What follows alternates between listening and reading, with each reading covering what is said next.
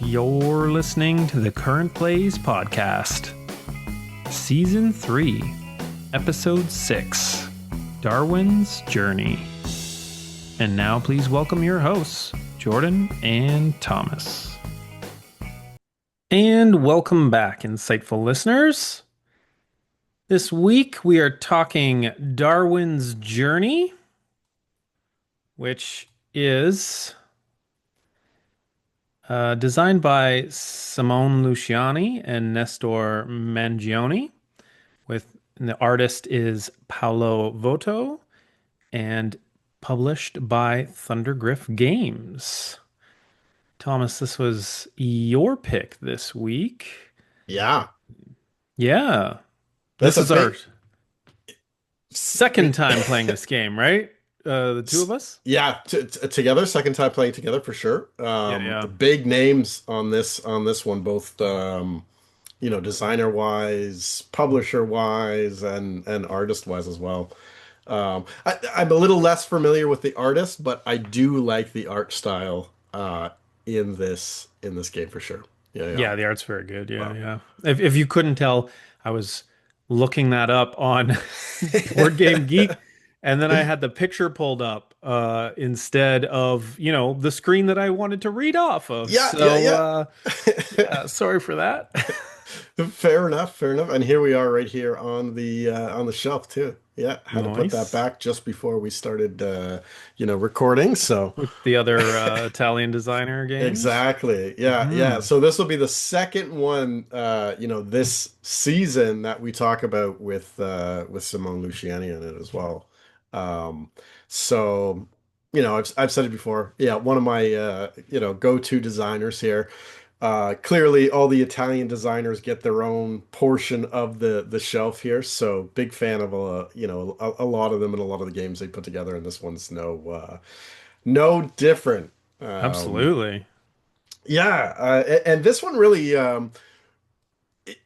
I picked this up recently, probably.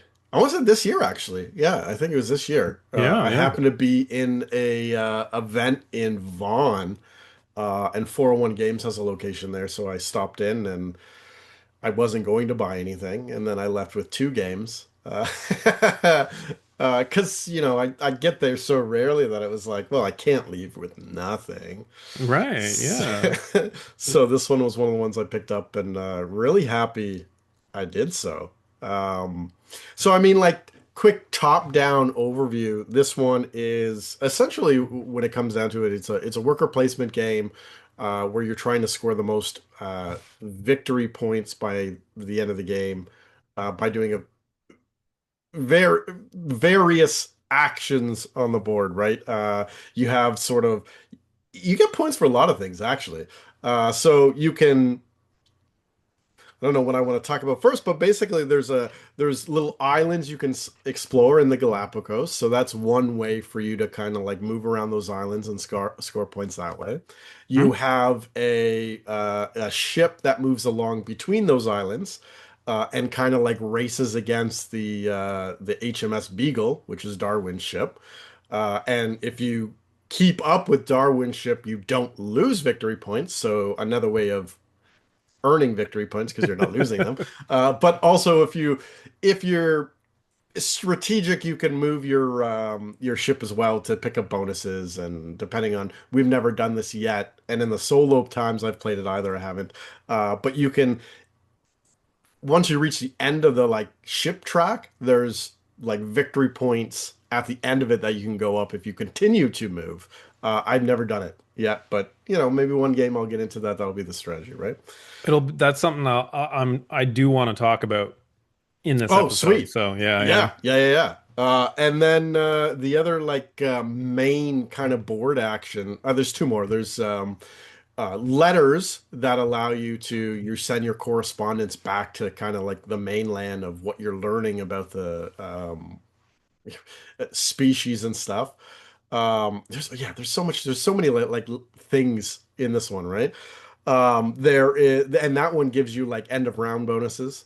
And then there's these, and one of my favorite things. You can collect these sort of these stamps or these seals that you upgrade your workers with so they can do these actions I just talked about. You can do like better ones of those actions, more progressed actions. So like say you're moving around the island, you can move more around the island with a worker that's been upgraded with these seals to be better at movement on the island, right?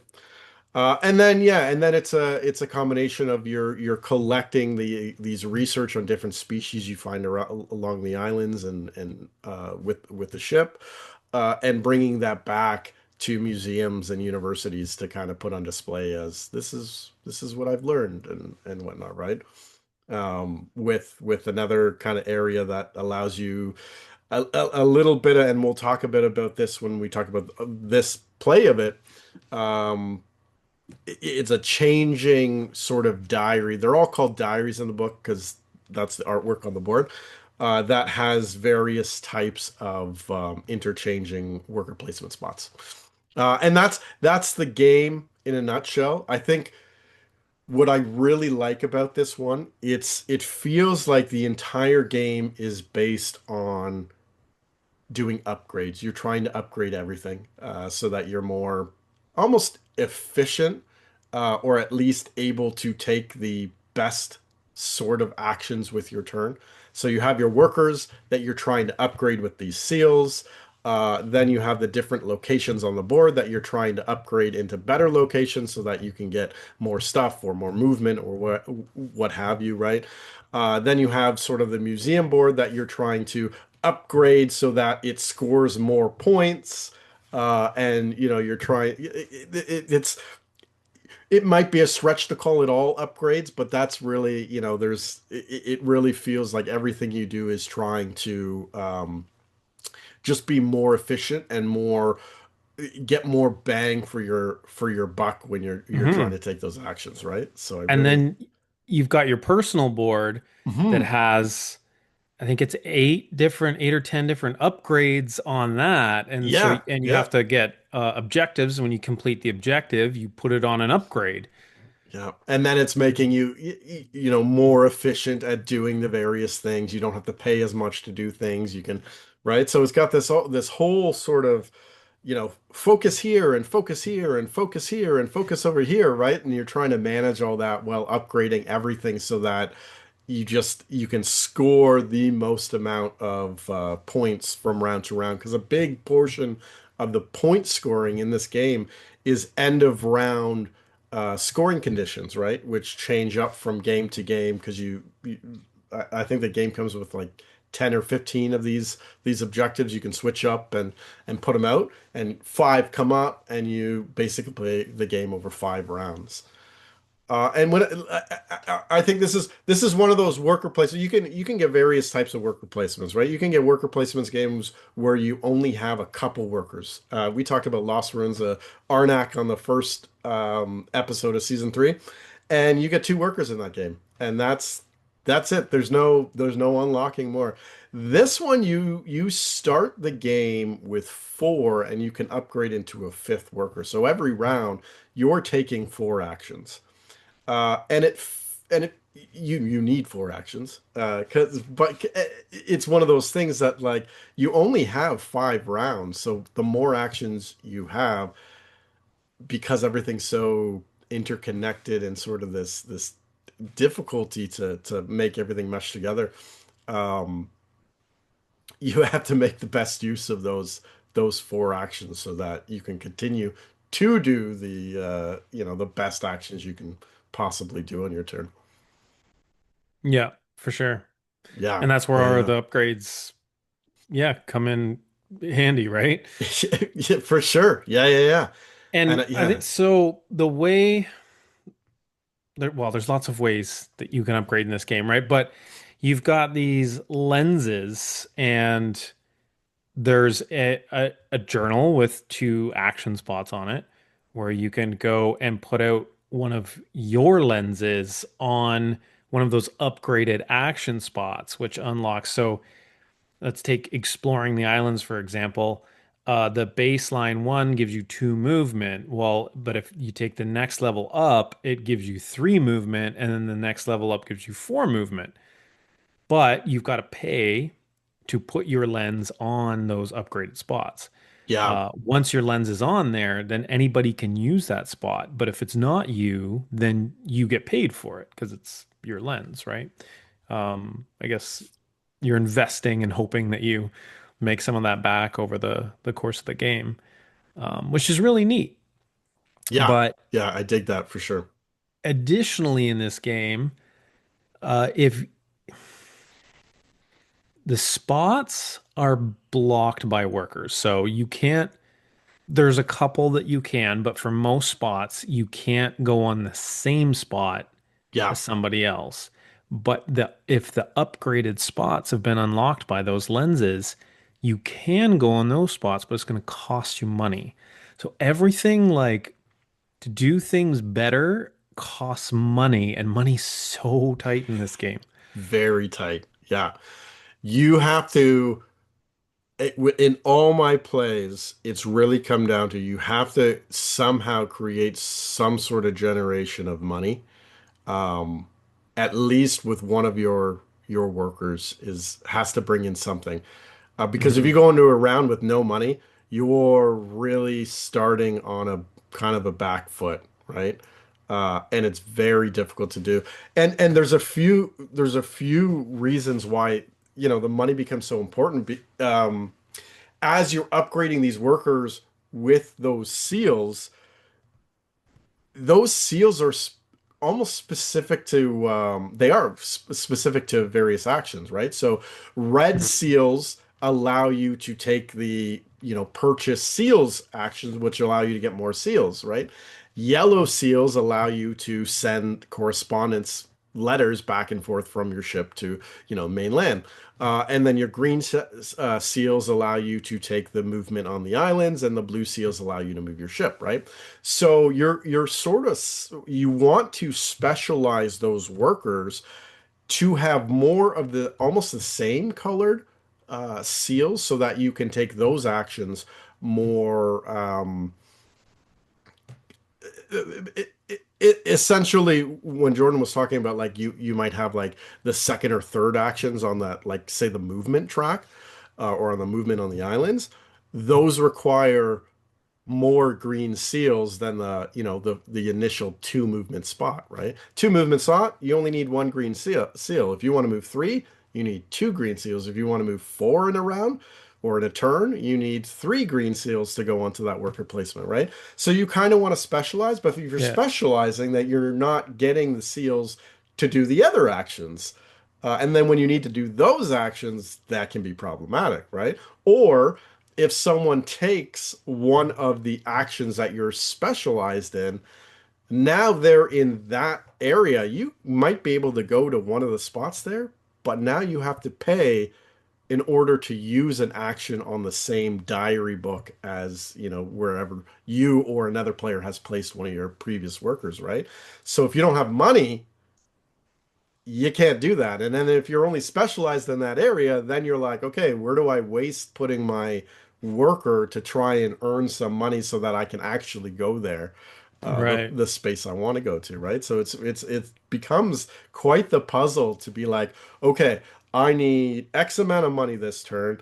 I need these seals, and I need to be able to go on that action space before, my opponent gets there, so that it's not too expensive, so that I don't have to have an additional three money, three gold to get there, kind of thing, right? And yeah, it's now we say three. That's in a two-player game. In a three or four-player game, it's two gold to go on a spot that already has a worker. Um, Assuming you can go multiple workers to that location. But Mm. let's say two gold to go into a diary that already has a worker that's been on it. So yeah, I'm interested in that choice, and I don't know how the math works out on that. And maybe it's just because there's more options in a, and I don't know, like, I could be wrong here. In a two-player game, I feel like there's more stuff to do.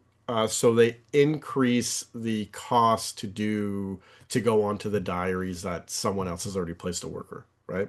So that gold becomes more important. But I do know in a four-player game, the board is actually double-sided, so you flip it over and you do a different board. And I believe there are maybe more of a separation between the diaries. Hmm. And I think that's how they do it in a four-player. So you might not have to pay as much, and then there's might be even more of a separation. So yeah, there's differences in that four-player, but we haven't played four players. Yeah. I couldn't comment So confidently on that. Yeah. let's explain that a little bit. So you've got your action that lets you explore the islands, and exploring the islands is how you find and study species, right? Yeah. On the same diary is the move the ship action. Hmm.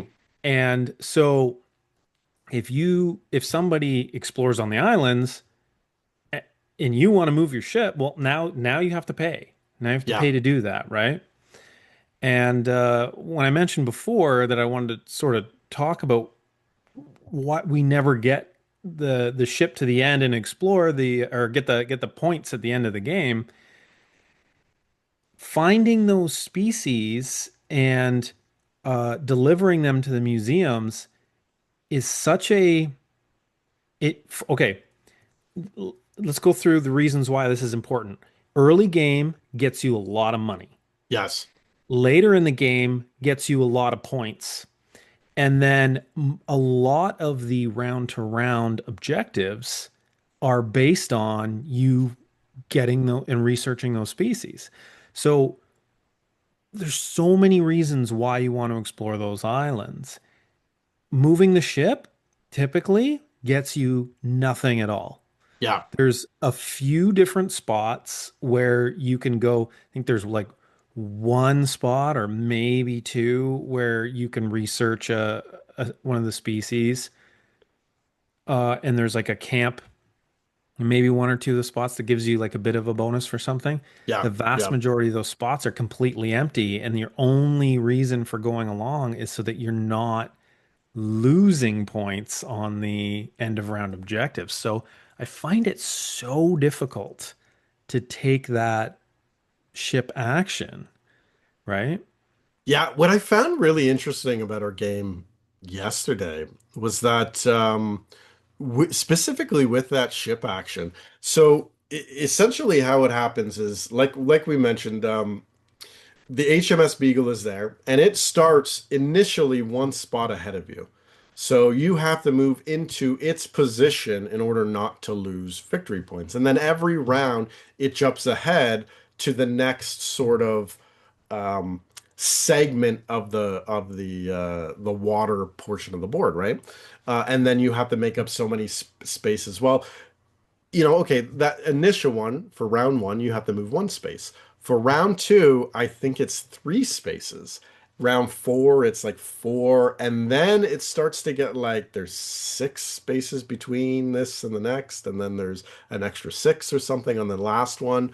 The biggest movement is four. So if that's been upgraded, you can move four in one turn. So that means, some of those later ones, okay, I'm gonna move four, and then I gotta pay three to get back on this diary, 3 coins to get back on this diary, and use another worker to move now less than four because I got to take one of the other options because there's a worker already on the four spot. So maybe Right. I move three, and then I get a total of seven for the round. I've used half my workers, I've paid a bunch of gold, and I really haven't made any of that gold back because all I've done is move.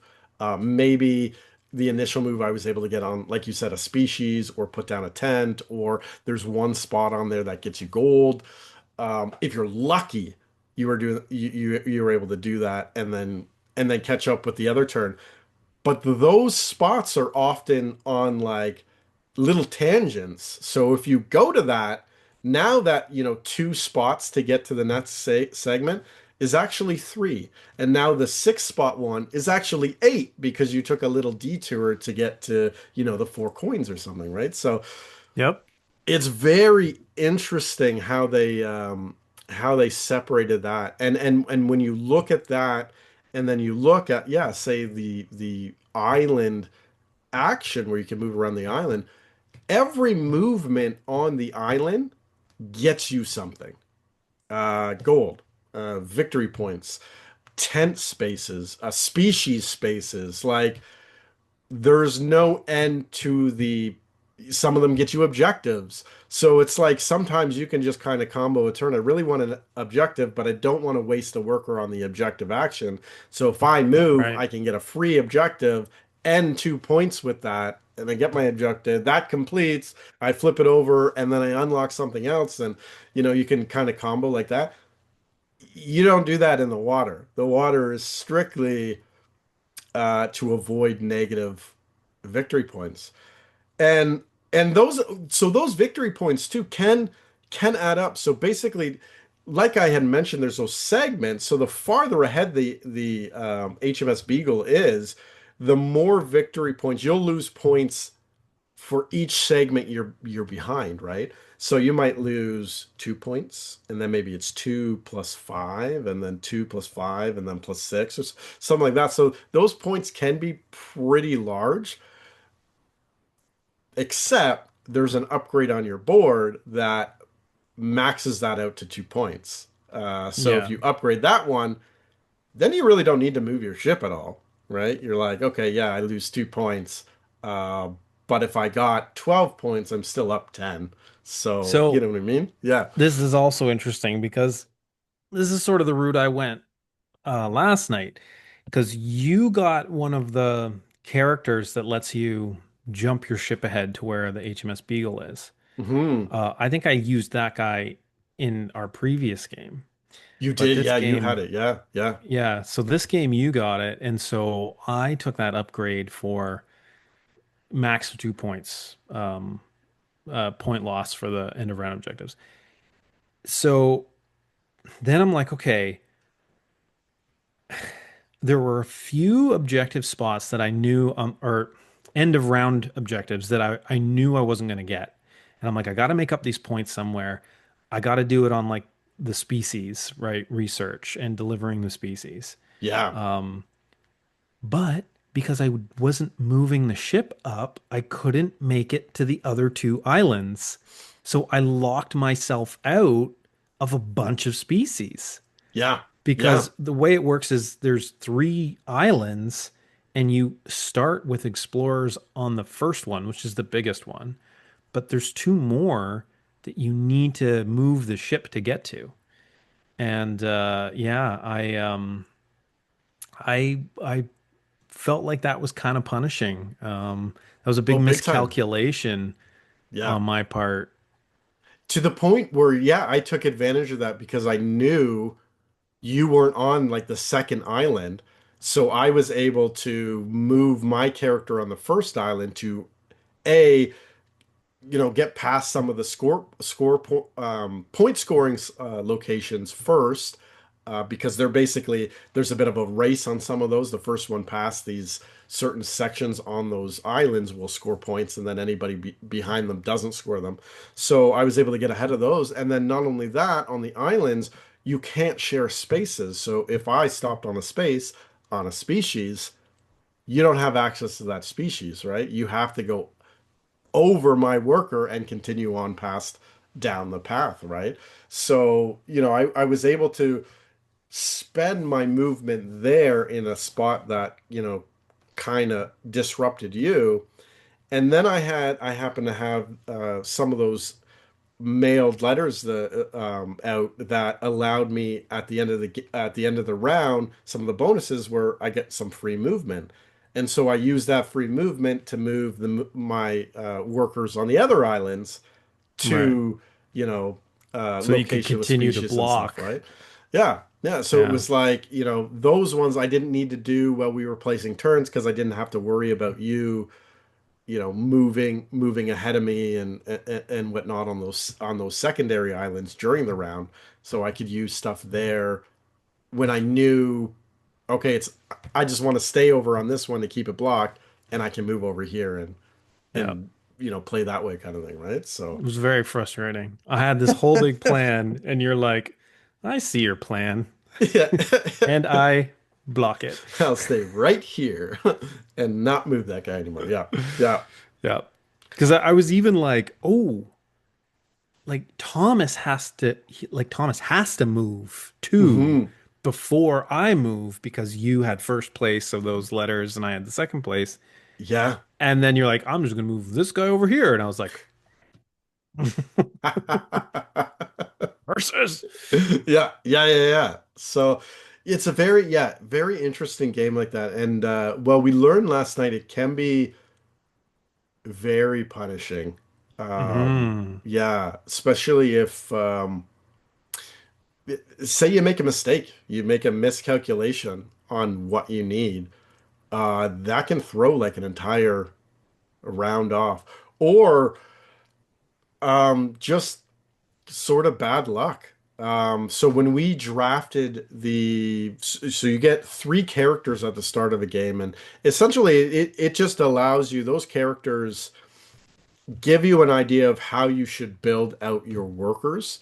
Because if you build out your workers to the character description, you'll complete that character and get some sort of bonus, right? So like Jordan had mentioned, there was that one I had that let me move my ship. Well, essentially it was once you have this combination of five Wax not set seals. yeah, seals, thank you. Seals on that worker, then you can move your ship from wherever it is up to the Beagle, right? So the last time we played this, you had that card, and I had a card that let me mimic one other card on the board that hadn't been played yet, right? Right. So like the turn before you cashed that in, I was like, I cashed this in, and I moved from almost the very back to like the front with the beagle, and you were like, oh, I almost left you behind, and you wouldn't have been able to catch up, right? And it was all just yeah. So that powers. So that's like one of the powers you can get with these characters, right? So you build out, and then you have they're a one-time use character power. So yeah, I I like that aspect too. That's very neat. But and I forget where I was going with this. There So was a point I to the story. drafted three characters uh that had red, blue, and green seals. Thank you. But Yes. then Yeah. like the ones that built out too were all just red, blue, and green. There was Hmm. no yellows. So I wasn't going after yellow. And I was like, well, I'm locking myself out of like the letters action. But you, in these sorts of games, one of my mantras is you can't do everything. Then somehow Thomas manages to do everything, which blows my mind. But one of the unintentional consequences of that was there was a very powerful action on. There's a there's another journal that has rotating actions, so there are Hmm. tiles that you randomly put out on the board, and they could require two or three different colored seals, and this one particular one needed two yellow seals and a green, but it lets you take an one of those upgraded actions of a spot where nobody had upgraded it yet, Yeah. like put a lens on it yet. And oh man, you used that action like every Once around. round Yeah. and Yep. just blew me out of the water with it because you're taking the most powerful actions Exactly. by Yeah. taking that spot, and you know that there's no competition for that spot because I locked myself out of it. Yeah, yeah, for sure. So it wasn't like I had to go there quickly, because oftentimes when you take your turn, you got to think like, where do I need to go first so that I can make sure I'm on that diary and don't have to pay the 3 coin penalty kind of thing, right? Hmm. Or I can look over and be like, okay, you don't have 3 coins, so if I go here, I know you're not going to be able to take that action, which I'm worried you're going to take, and then I can't whatever, I can't take it or whatever, right? So yeah, there's a lot of thought that goes into kind of that on the turns. And that, yeah, that action was huge. So I happened to, at the start of the game, as you're drafting those character cards, like you can see all the cards that are up, or all the end of round objectives that you're going to score for every round, right? Hmm. But there's no way you can. It'd be very difficult to hit everything. And I'll give you an example. Okay, so we happen to have one that was a setup that was very heavily skewed towards seals this game. So the first scoring thing was for blue seals. Then the third round was for yellow seals, and then the fifth round was for green seals, right? So we both had characters that had blue. Then you had a lot more green on your characters. My characters had like two of them had one seal each of green, right? And then I had two characters that had a decent amount of yellow on it. And I don't think you had any yellow on yours, right? Nope. So, None. like, you were more heavily focused on the green, and I was more heavily focused on the yellow, right? I happen to have a little dabble in the green, but it wouldn't have made a difference. But because it was at the end of the game, I was able to make use of it, but that's beyond the point I'm trying to make here, right? So that yellow, just me having those characters, um, you know, it. I started off with a yellow seal or a couple of yellow seals, and then I wanted to right away. I was buying some yellow seals because I was trying to prep for the third round, but also those yellow seals were getting me the letter action, which I really like in this game, and I make use of it quite often. And I think it's actually very Hmm. powerful because it gives you these end of round bonuses that is just almost like getting extra worker placement turns, right? So the way it works is you put down these stamps for the letters to send the letters correspondence, and then whoever has the most stamps in that gets a small sort of bonus, and whoever has second most gets a half of the bonus that the first person got, basically, right? So, for example, there was one in our game that I went to right away was you get a temporary knowledge seal and 2 coins if you're the majority in that. And if you're not majority, you just get 2 coins, right? And those temporary knowledge basically are just things you can get rid of that if you don't have the correct seals, you can be like, okay, I spend one of these for a yellow seal that I don't have. And then you have a yellow seal, right? For that turn only, right? Hmm. Um, I made quite a bit of use for those because my characters had no red seals. And red seals was not a scoring condition either. But red seals is what you needed to get more seals. So red seals are always really important. But it just happened to be able to get some of those temporary knowledge to A, spend on the red seals.